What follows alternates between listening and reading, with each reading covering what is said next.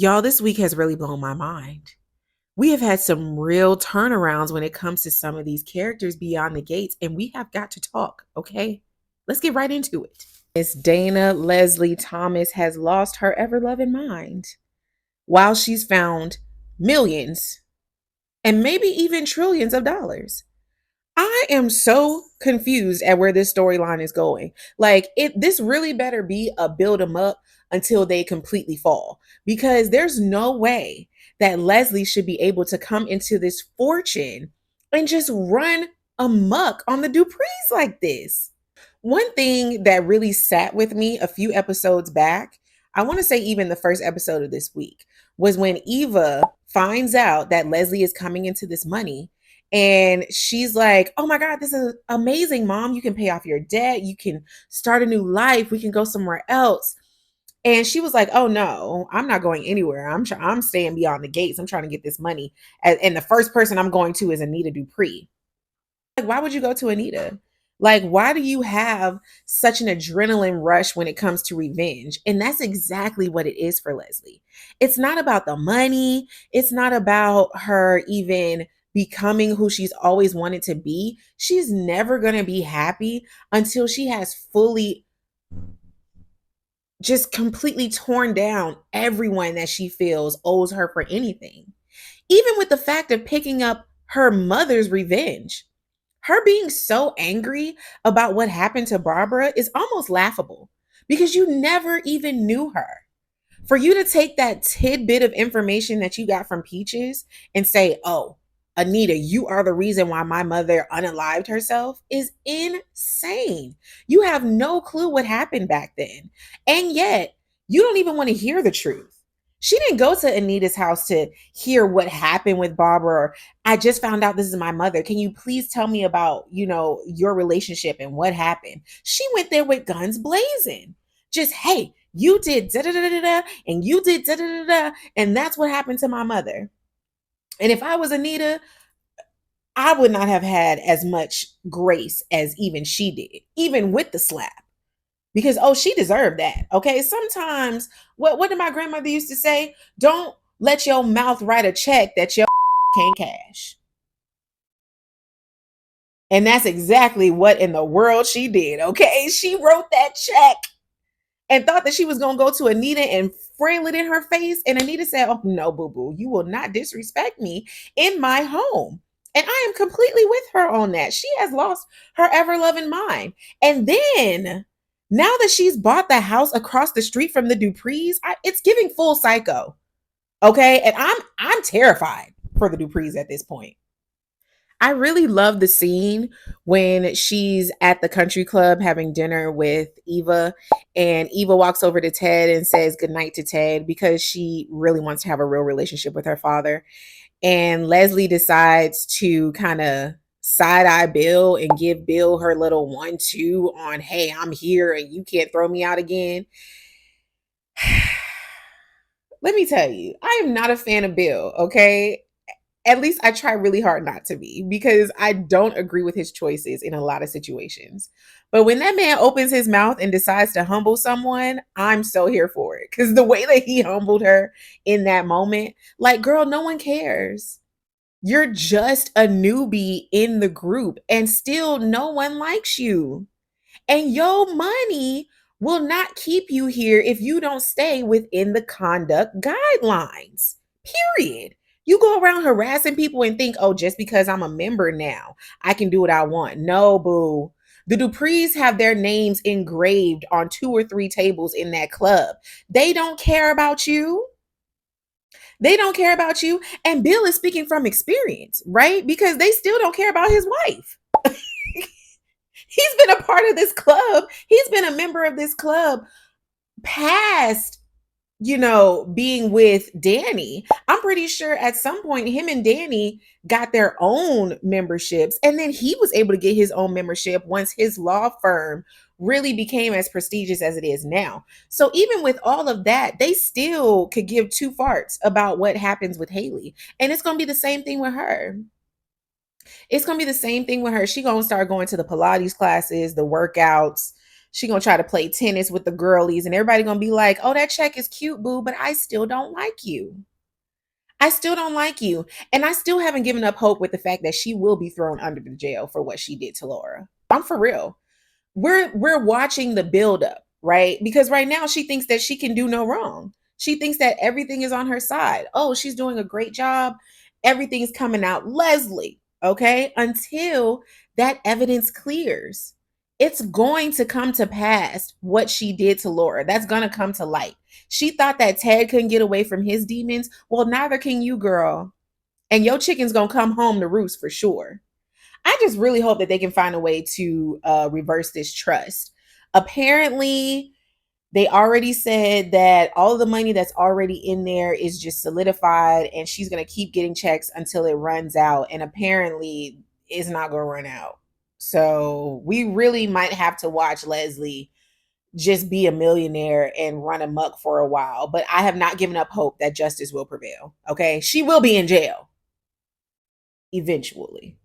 When Anita turned to Vernon and said, "Oh, so now we condoning violence," I had to ask myself the same question because I was a little too hype when she slapped Leslie. I'm just saying. I'm saying. I felt like Leslie gets everything that she deserves except for that doggone money. Okay. And the Duprees are showing us that they don't play. Okay. The Dupree women don't play. Now, do I think that Danny would have whooped Haley's butt at that wedding? No. I don't think she's that buck. I don't even think she would have really pulled the trigger on them in that wedding moment. Now, Nicole strangling Leslie, yeah, yeah, she got buck with it, yeah. Maybe have been a little too, aggressive just in that moment. But Leslie was talking cash mess. Like, her mouth is so lethal. It will make the least violent person ready to just, yeah, I'm just saying. I'm just saying. So when Miss Anita Williams Dupree, I'm talking Diana Ross of Beyond the Gates, decided that she had to give her a little bop, it was warranted. It was warranted, in my opinion. Okay. You can't come in people's house talking mess and think that there will be no repercussions to your actions. And the biggest thing that really just upsets me is the fact that she's bringing on this revenge that doesn't even exist. You didn't even read the letter that Barbara wrote to Anita. All you know is that she committed suicide. I personally think that Barbara unaliving herself was more connected to her being in love with Dante, and Dante probably being in love with Anita and really wanting Anita. Once again, you mad at Anita for something that she had nothing to do with. Now, we don't know if this was, an Effie, Dina, Curtis situation, right? Dante could have definitely been Curtis and was playing around with Barbara and then tried to get at Anita, but Anita was like, "No, I don't want you." And he still didn't go back to Barbara. I could see that happening, right? I could see that being a thing. But at the end of the day, that does not mean that Anita is the sole reason why Barbara unalived herself. She has to have revenge in order to thrive. And that's just going to be her downfall for sure. But am I down for the Dupree women putting on their boxing gloves every time she come around? Absolutely. Absolutely. Because it's called self-defense and mess around and find out. And that's on period. The way that June bum rushed herself into Martin and Smitty's house to see the kids one more time after they said they didn't want to see her, that's the kind of mess. That's the kind of mess that gets people messed up. Okay. You don't waltz yourself. I don't care how crazy you think you are. Martin was about to go bonkers. Thank God for Smitty. Okay. Because Smitty was like, "Okay, let's hear her out. Let's give her a second before we call the cops." Because Martin was like, "No, get off my property." And I'm with Martin. I'm with Pop. You don't just waltz in my house. My kids said they didn't want to see you. You doing too much. Okay? You doing too much. And even though it ended on a chill mode, I don't trust June. I don't trust June. And the moment that she tells her sister Regina that she found the kids, it's gonna be a fight. I already know because her sister doesn't care about the fact that they're in a loving family right now. All she's going to hear is, oh, the kids are alive and they should be with me. They should be with their blood family. And although I get that she feels that way, I completely understand it. It's still unjustified. Okay. And honestly, I do blame Naomi. When June went off on Naomi and was like, oh, if you never would have brought this up, if you never would have found them, then I would have been happy not knowing. She's right. She's right. Some things you just need to leave alone. Why even burden these children with this? Yes, they do eventually need to know their mother, but this was not the time.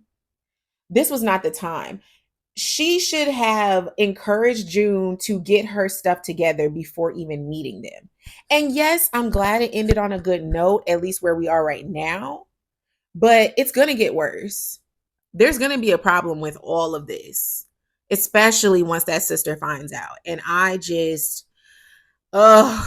Eva's credibility with me is falling quickly. Okay. I was completely down with her building a relationship with Ted, getting comfortable with her family and everything. But she's enjoying the uproar of Leslie a little too much for me. That whole Kiki exchange that she had with Kat in the club when she was like, oh, we're going to go taste this and it's not even that serious. Like, we belong here, da da da. Oh, no, girl. Don't do that. Don't do that. Don't make it seem like now your mother's money is going to save you and her. Not going to happen. Not going to happen. I need for you to stay realistic in this situation because the moment you get delusional like your mama, that's the moment you will be kicked out. Okay? Because Ted is holding on by a thread. That doesn't give you any credibility with the Duprees.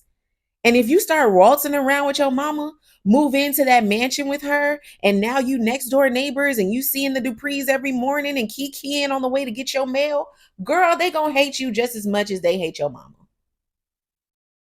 That's all I'm saying. That's all I'm saying. Don't get Delulu now and think that that money is going to save y'all because it's not.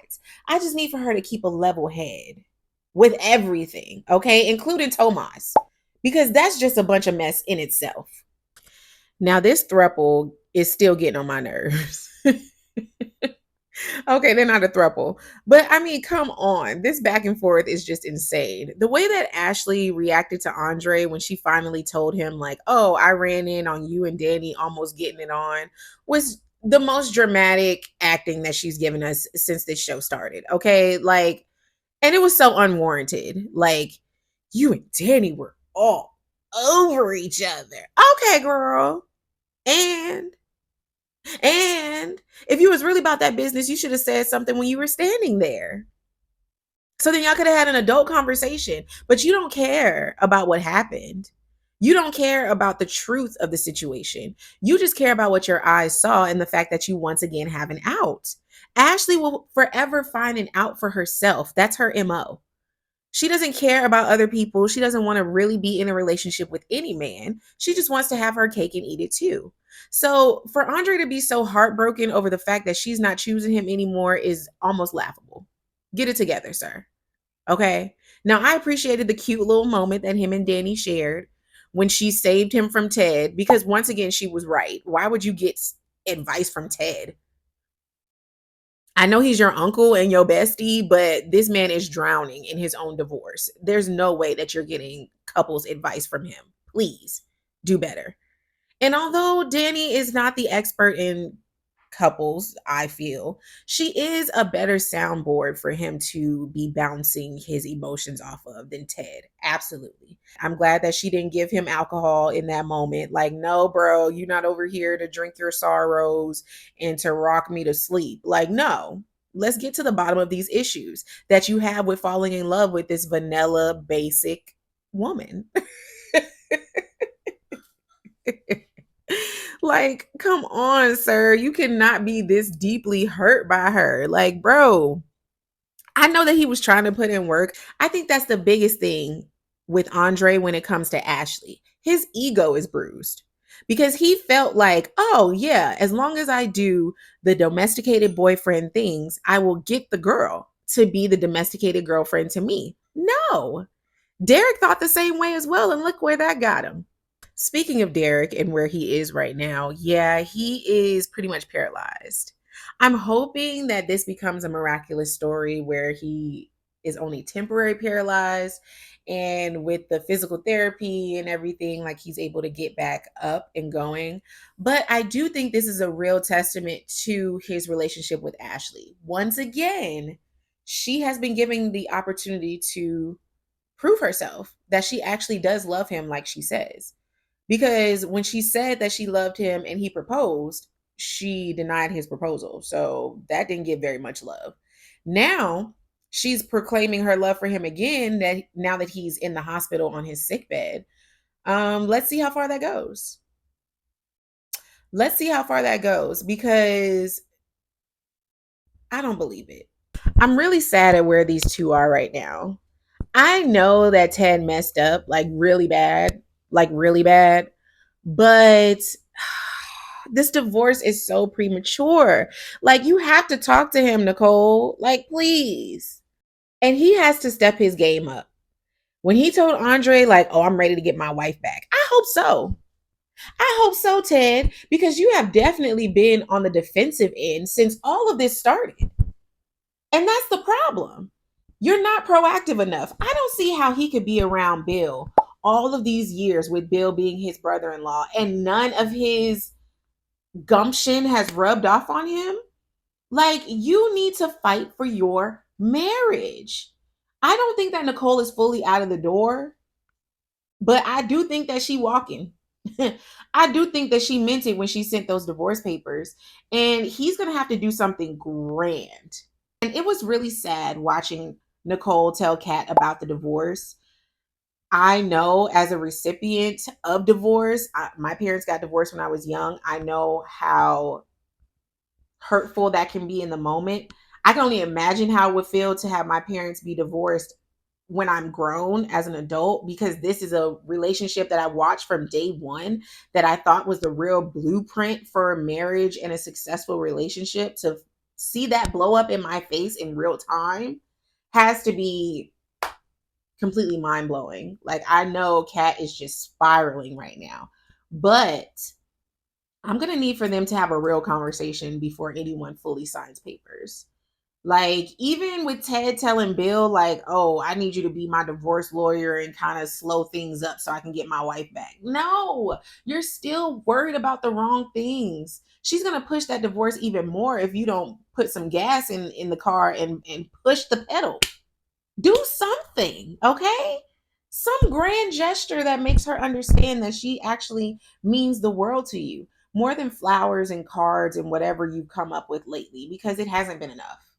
And everyone has said that. Every time he talks to someone about getting Nicole back, they're like, well, what are you doing? What have you done? Why would she think that you even want her back? Like, put in the work, sir. And immediately, because Carlton is waiting around that corner. I'm telling you, that man is patient. For someone to wait out your entire marriage, you got grown kids, and that man been waiting on the sidelines like, I know you gonna mess up. And when she find out, I'm gonna be right there to catch her. Diabolical. Completely diabolical. Here we are at the premiere of Chelsea Cat, and chaos has already started. Chaos has already started. We've seen the process of this business come to fruition, right? We've seen them work on the designs, talk about the brand. We've seen Chelsea step away from modeling. We've seen Kat step away from her main job at her dad's office to fully pursue this business. I still love the dynamics between them. When Chelsea gave Kat her flowers and told her that she would be less without her, less bold, less courageous, less baddie status. I thought that was really beautiful, that she was able to give her flowers and really say, like, you are important. I know that I'm the creative in this process, but you are needed. And I'm glad that they were able to have that moment, right? Because at the end of the episode, she gets snatched up. I'm not playing, okay? She gets snatched up. And this moment, the moment of her being snatched was a bit satisfying for me, because I love a good soap opera, right? And these are the soap opera moments We love a good kidnapping in Young and the Restless, Bold and Beautiful, right? So for this to be the first main kidnapping of Beyond the Gates, we are solidifying ourselves in this world of soap opera-ness. Okay. And I am loving it. Now the question is, who done snatched up Chelsea? Let's talk about it. Okay, this woman right here, that's Allison. We met her in the beginning of the season. In the beginning of the season, Chelsea was actually the unicorn to Allison and her husband, okay, which means that they were having a throuple situation going on, but just in fun settings, right? They were just having a good time. Every time they got together, it was a good time. Now, in that process, Chelsea ended up falling for Allison to where she had multiple conversations with her about them having a relationship outside of Allison's husband. Eventually, Allison told Chelsea that she was not going to leave her husband and she did not think that they should be together, which completely broke Chelsea's heart. Okay. She was convinced that she was in love with Allison and Allison was the person that she was supposed to be in with. So that breakup definitely took Chelsea all the way down, right? Thankfully, she was able to meet her now girlfriend, Dr. Montgomery, Madison, and they've been doing really well. But in this process, Allison has been stalking Chelsea ever since they broke up, right? The moment she saw Chelsea with Madison, she showed up when they were at Uptown and told her, like, girl, I want to be with you. We were magic together. We need to get back together. And Chelsea was already over it. Chelsea was like, no, I know that I was in love with you, but you told me you didn't love me and you told me that you were staying with your husband. So I'm going to pursue this with the woman that I already like. And thankfully, she held her ground with that because I do love her and Madison together. But this was obviously not enough to keep Allison at bay. She snatched Chelsea up again while she was in Orphe Jeans. Allison comes running in with a cut on her forehead, oozing blood, right? And so now Chelsea's like, oh my gosh, let me take you to the hospital, blase, blase, blah. Come to find out, Allison didn't fall on the sidewalk. She finally tells Chelsea that her husband assaulted her. And of course, in the Chelsea manner, she says, oh, well, my dad is a lawyer. You need to divorce that man. You need to get away from him because there's no way that you think that you're safe with that man. But also, I'm not here to save you. I am in love with this woman, and you are not going to mess that up. And I was so glad that she stood on business again because obviously this woman is hard of hearing because she will not take no for an answer, although she was quick to give Chelsea a no when Chelsea wanted her. And this is where the problems fully start. Chelsea has continued to stand on business when it comes to the fact that she wants to be with Madison, reassuring Madison every chance she got that, girl, you don't have to worry about the loony bin over here. I do not want to be with her. I want to be with you. And they shared a beautiful moment at their apartment before the event, right? Madison goes over there and she's having all these intimate moments with Chelsea. And then Kat calls Chelsea and tells her, like, girl, you running behind. Like, let's get this stuff going. So Madison ends up taking the gifts over to the Dupree's house where the rest of the family is waiting for Kat and Chelsea so that they can toast them before the actual event. Everyone's at the Dupree's house. Everyone's kikiing and laughing and everything. And now they're like, yo, she's actually late now. Like, Chelsea, where are you? What's going on? They're calling, they're texting, no answer. And then we see someone put a napkin over Chelsea's face and snatches her out the frame. We end the episode with Chelsea laying in bed and her like rolling over and seeing that she's chained to the bed that she's laying in. How crazy is that? How crazy is that? And we already know who it is.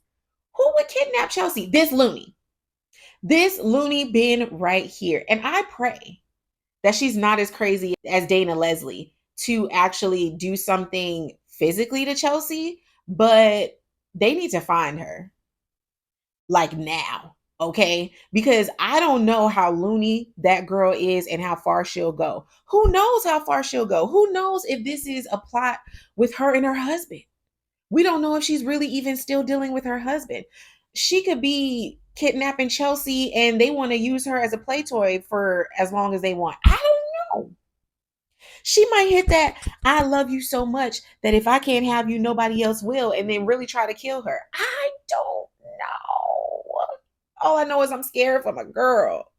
I'm scared for my girl, Chelsea. They better find her quick. And when they show us that preview of next week and Danny goes up to Bill and says, "Find our girl," that face that Bill has, oh yeah, he about to wreak havoc. Okay. They gonna find Chelsea quick. Because Bill don't play that when it comes to his girls. And I love that for them. Okay. I love that for them. But yeah, I definitely vote that she's the one that took Chelsea. Because who else would want to hurt Chelsea or even take her away from the people that love her, especially on her biggest night? Like, yeah, it's giving selfish and loony, and that's exactly what Allison is. All right, now let's bring it back. Let's not forget what we had going on over here. Okay, there's a lot. Look, don't you forget? Y'all took a week off. I'm here with us dealing with Leslie and all the. But now that we know, and y'all still tiptoeing around Dante Green, whoever Dante Green is, cast the man. But while we waiting on that, get back to this. Get back to this, because y'all know that pregnancy wasn't real. Y'all know that baby wasn't real. Just let's get back. Let's get back. There's been a lot of talk in my comments about how people are not really enjoying the storyline and they feel like they want Vernon to be Leslie's dad to kind of spice it up a little bit. And they feel like Leslie is getting too much and she's never going to get her karma. My note is to keep watching. Y'all, keep watching. This is a soap opera, which means they're going day by day.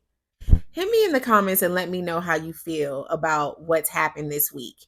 Do you feel like Anita did what needed to be done?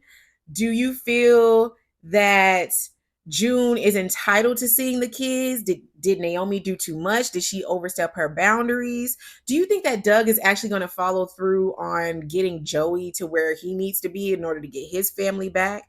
Do you think that Ted has it in him to win Nicole back? Hit me in the comments and let me know. And we're going to keep kikiing beyond these gates, baby.